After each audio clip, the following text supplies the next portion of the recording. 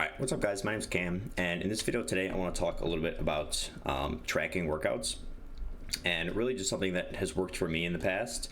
And before I get into it, I know there's like a lot of things in any of like the fitness industry where people claim it to be like the best exercise or the best nutrition or whatever. Obviously there's no like real best way to do your tracking. This is just something that has worked for me. It's very simple, and it's not tedious. That's like one of the biggest things for me. I hate like anything that's crazy tedious, like tracking food, tracking workouts, stuff like that. I just like something that's simple but that works. So with that being said, again, let me just put out my overall goals are more like hypertrophy style and a little bit of strength. I don't train too much for power or like athleticism or anything. So I suppose if that's your goal, this might not be the best way for your tracking. But I guess you could maybe take some of the stuff that I say here and apply it just in like a different context. My first tip here is to only track your compound moves. So again, I do train a little bit for strength. Typically I do like a push-pull leg style, and my first two exercises are always like heavier. My first one is obviously the heaviest just because it's my first exercise and that's when I'm the strongest. And then I try to follow it up with something relatively heavy, and then the rest of my workout is typically more hypertrophy focused. I'll do a little bit higher reps, a lot more isolated moves, more like mind-muscle connection, very focused, stuff like that. So again, the first tip is to only track the compound moves. And if you don't know what compound exercises are, it's like anything that requires like multiple muscle groups essentially. So on my push days, it's either like a bench press, whether that's incline, I don't really do decline, so incline, flat bench, dumbbells, or with a barbell. Or with shoulders, I'll do a standing shoulder press with a barbell, or I'll do like a heavier seated shoulder press. But those are my two like heavy exercises on the push day. On my pull days, it varies between like lat pull downs or pull-ups, any sort of row, so barbell, a seated row, or a deadlift.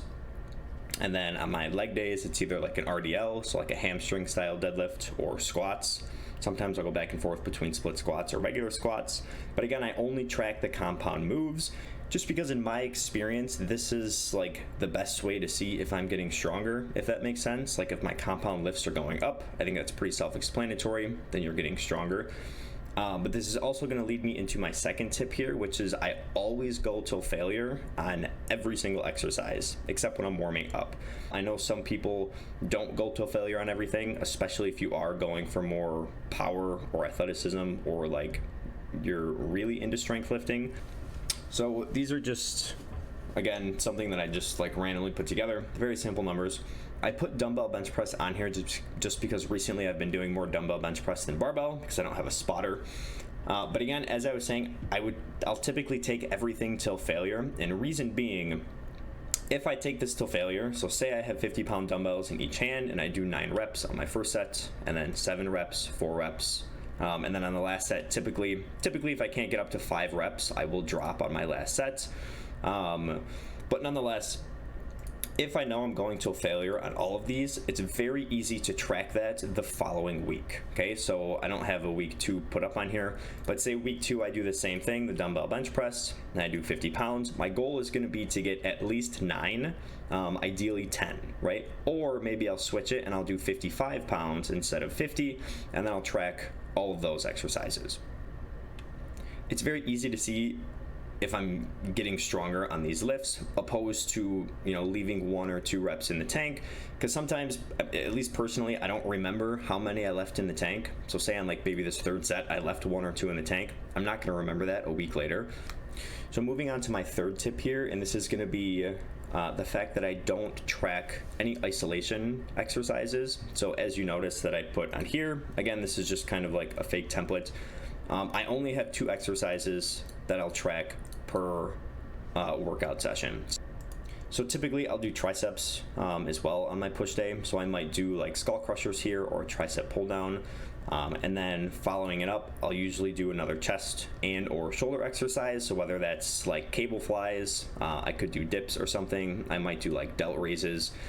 But like I said, I don't typically track the isolation exercises just because Again, it's tedious. I don't really feel like being on my phone the entire time I'm at the gym tracking all of these exercises. As long as I know I'm going till failure, 9 times out of 10, I'm going to see that progress translate into my compound moves. As long as I'm going till failure on everything, especially the isolation exercises here, there's really like no way you can't get stronger out of that. I'm not gonna like regress if I'm taking my skull crushers till failure every single time.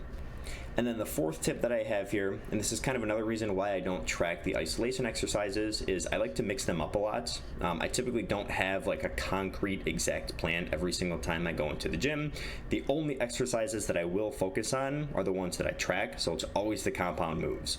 So I'll try to keep the same compound moves at least for a couple of weeks, 3, 4, maybe 5 weeks or so, before I switch them up. So I might switch from the dumbbell bench press to like a barbell bench press or like one of those machine bench presses. But that also leaves me freedom to change up the isolation exercises really anytime that I want. So again, I might not do skull crushers every time. Maybe I'll do a 1-arm pull down. Maybe I'll do like a 2-arm cable pull down. Maybe I'll do kickbacks or something. So like I said, I kind of wanted to keep this video pretty short. That's really all the tips that I have. And to kind of recap everything, tip 1, only track the compound exercises. Tip 2 is to go till failure on everything. It's easy to track this the following week. If you know you want till failure and you only got 10 reps out of something, you can push for 11 the second time, or you can try to increase the weight by a couple of pounds.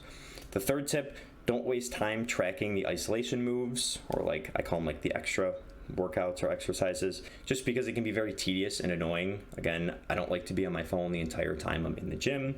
And as long as you're taking them till failure, you really can't regress out of that. And then the fourth tip is to feel free to mix up your isolation exercises.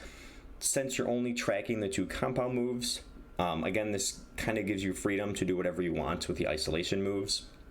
Maybe you want to try something new every week.